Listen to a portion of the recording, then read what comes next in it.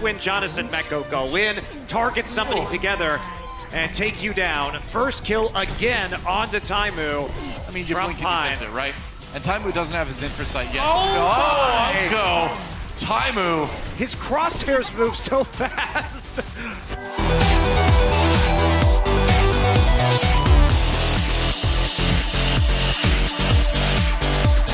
In my Gladiators, sir, I mentioned that I love how much fluctuation there is within the Overwatch League. However, there is always an exception to the rule. In a league where it seemed like any team between places 2 and 10 could place anywhere, no one had any doubts as to who the number 1 spot belonged to. There's a good reason why 5 out of the 7 players on Team South Korea's Overwatch World Cup team this year are from the NYXL. It's because they are the best at what they do. Until... well, we'll talk about that later. On this episode of Season in Review, we're going to take a look at the New York Excelsior season, their highs, lows, and everything in between to figure out how this team was miles above everyone else until, like I said, we'll talk about that later. But first, let's see where the Excelsior came from.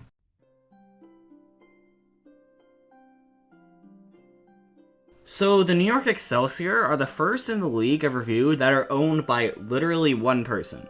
Not by an eSports company like the Mayhem or the Shock, not by a company spearheaded by a major sports figure like the Gladiators or the Uprising. No, the Excelsior are literally owned by one guy. That man is Jeff Wilpon, the COO of the Major League Baseball team, the New York Mets. And I'll be honest, I would have left it at that, but when one of your 2 sections on Wikipedia is criticism, and it's like 5 times bigger than personal life, I think it deserves a read at least. So basically, Wilpon, despite not being the guy at the top of the Mets organization, has often been accused of being the one who is actually making all the decisions for the team. Basically, he's the COO, but he's acting like the general manager. And when you look at the Mets' recent history, other than a World Series appearance in 2015, the Mets haven't really done anything in the last decade, so it's not a huge surprise as to why he's generally hated by Mets fans. It's also worth mentioning that in 2014, he was named as a defendant in a lawsuit by Leigh Castergin, and I'm sorry if I mispronounced that, the first female vice president of ticket sales in Mets history. According to Castergin, Wilpon looked down at her for getting pregnant outside of marriage, and then fired her when she complained to Human Resources. The 2 sides settled the case before they went to court, but still, it's just, ugh, that's true. But, you know, enough about this guy, he's not who we're here for. Let's talk about his Overwatch team.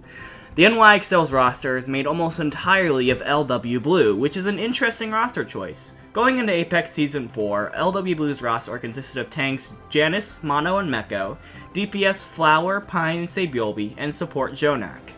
Yes, LW Blue only had 1 support player going into Apex Season 4, but when they dropped out in order to play in the Overwatch League, it all kinda made sense. All of these players ended up on the NYXL, along with DPS Libero from Meta Athena and support Arc from LW Red.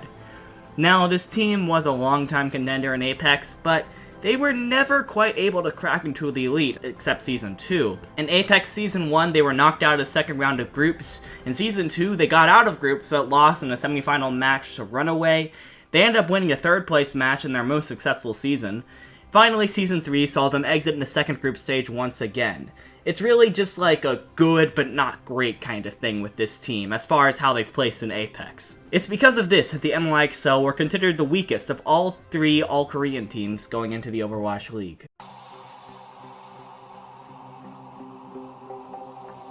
And the NYXL did everything they could to quell those naysayers early on.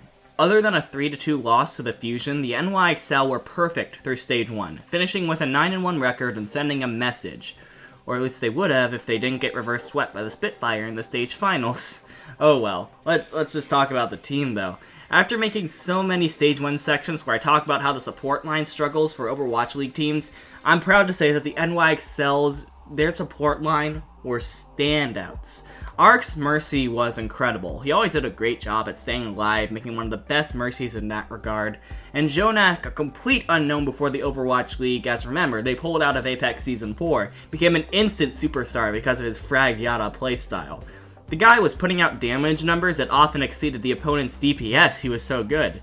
In the tank line, Mono and Meko formed and would keep all season one of the best tank lines in Overwatch, Both of them could flex onto every main tank for mono and off tank for mecha with little to no drop in skill, and the NYXL would occasionally sub in Jonas for certain maps like Numbani, Ilios, and Horizon. People give Jonas crap for getting farmed by Birdring in the stage finals, but the truth is, before then, Jonas had never lost a map.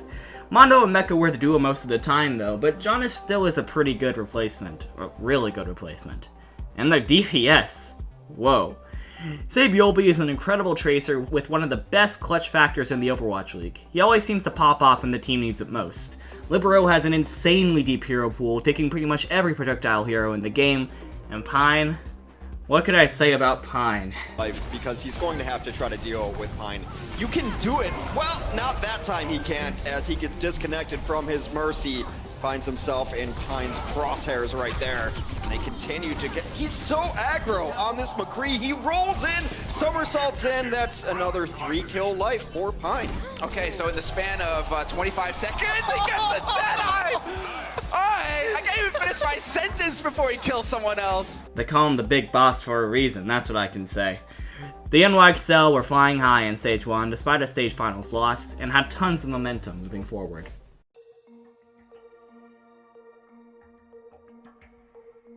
Stage 2 was mostly an extension of Stage 1 for the NYXL, except they actually ended up winning the stage this time, yay!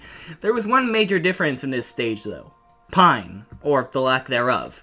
In Stage 1, Pine was brought in for the electrifying play he could bring on control maps. In Stage 2, he was nowhere to be seen. After the stage was over, he came out and said he was having some mental issues that he had to work out. Honestly, good on him for realizing he needed a break, and good on the organization for letting him have that break. Luckily, Libero really stepped to the task in Stage 2.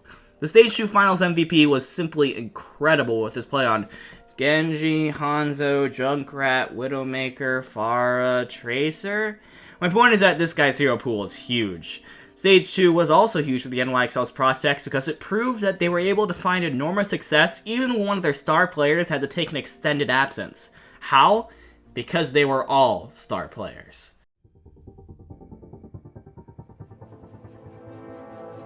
Stage 3 was just more of the same. Complete and utter dominance. There were 2 roster moves that were made though. Flower, who unfortunately just missed the birthday deadline to be able to participate in Season 1, was moved onto the XL2 Contenders team. Good, I'm glad he's getting some competitive play. To replace him, the team added Animo, the main support player from Aradont. Now, I'd like to point out that with these moves, the NYXL have exactly 9 players. 3 tanks, 3 DPS, and 3 supports.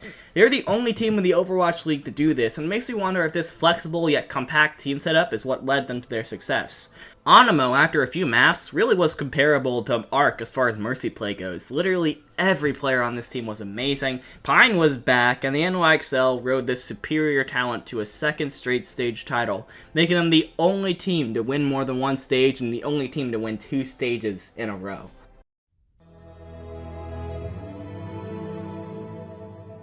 So at this point, the NYXL were so far ahead that no one was going to catch them.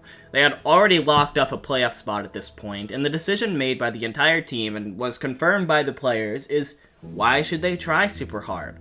Why put time and effort into elaborate strategies when you could just run simple strategies, hope for the best, and spend the time preparing for the season playoffs? This became known famously in the community as the NYXL sandbag, as even though they weren't really trying to lose, they weren't trying super hard to win either. Unlike the rest of the season, where they were very reactionary to an opponent's swaps, the NYXL in Stage 4 would usually just stick to the same comp even if they were being hard countered. Now, again, the NYXL were not throwing. None of their players were trying to lose, as much as some people want to say that. However, they ran simple comps and didn't switch unless they had a disadvantage. Pine made super ballsy moves that you wouldn't make if he was really trying to win. Here's the thing though, they still won 7-3 and still made it to the stage finals despite this. That's just incredible.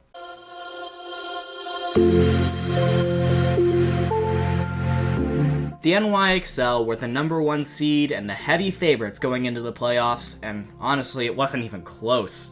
Like seriously, plus 83 map differential? That's 2/3 of the Dragon's negative map differential, and they didn't even win a game.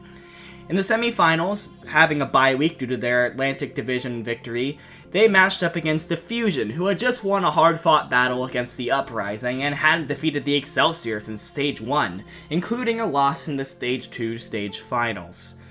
The Overwatch League was so sure that the NYXL would be in the finals at least that they booked the grand finals at the Barclays Center in New York. Now just counter Carpe, sweep aside the Fusion, and end it. Wait, I know that music. They didn't. They didn't. They did. Oh no.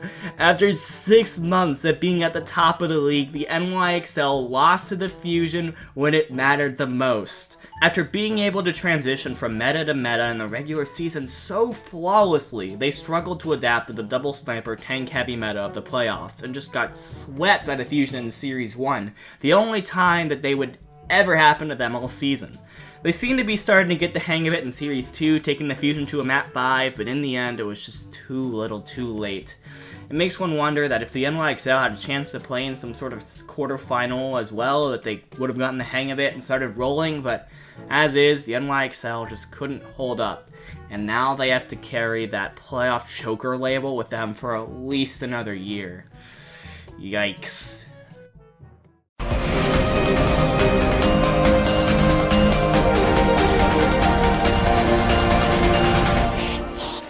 Ugh.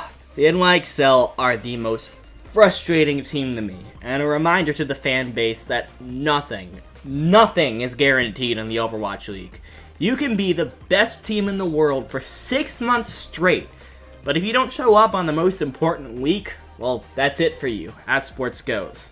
Still, this team has the most talented team overall in Overwatch, and even though they dropped the ball at the very end, the NYXL were at the top for the entire regular season of the Overwatch League, and that is a huge deal.